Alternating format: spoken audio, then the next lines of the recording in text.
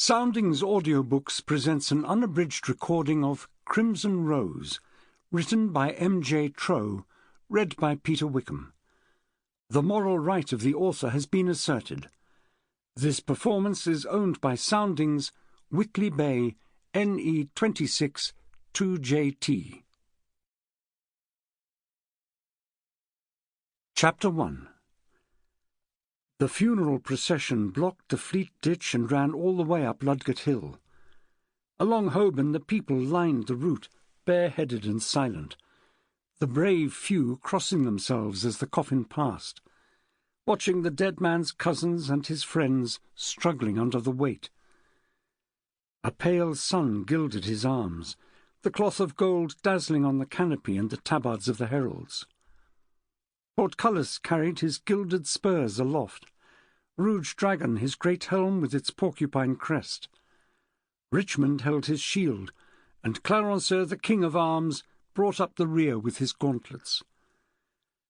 No one carried his field armour, ripped and peppered with shot, and no one spoke of the thigh defences which, had he worn them that bleak October day at Zutphen, would have saved his life.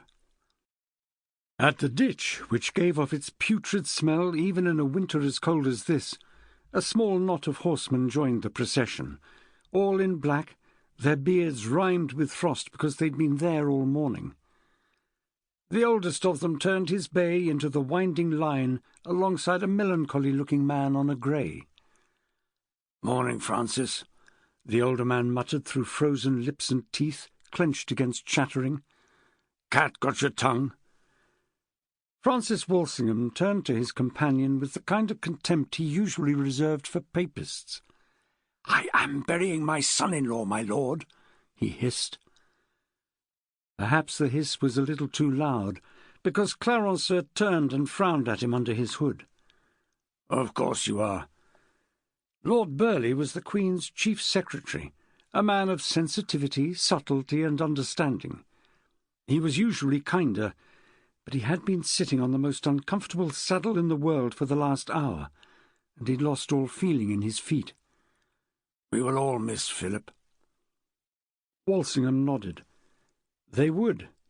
Philip Sidney was that rarest of men, a courtier, poet, wit, and gentleman. His word was his bond, his hand firm, his eye bright. With Philip what you saw was what you got. He was perhaps the one man in England who Francis Walsingham would dare turn his back on, and that included the chief secretary, who ambled beside him now, carrying... Sample complete. Ready to continue?